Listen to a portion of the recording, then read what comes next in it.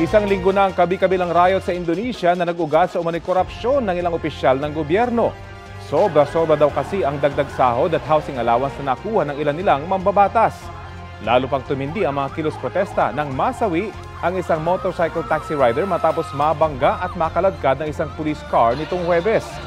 May 4 na iba pang nasawi sa mga hiwalay na insidente.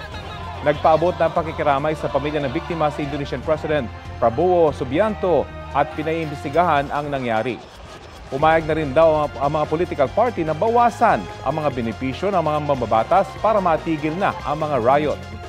Kinansila muna ang ilang kilos protesta ngayong araw matapos higpitan ang seguridad sa Jakarta. Pinag-iingat ng Philippine Embassy sa Indonesia ang ating mga kababayan sa Jakarta. Pinayuhan silang umiwas muna sa malalaking pagtitipon na pwedeng pagmulan ng gulo. Wala namang napaulat na nasaktang Pinoy dahil sa mga riot.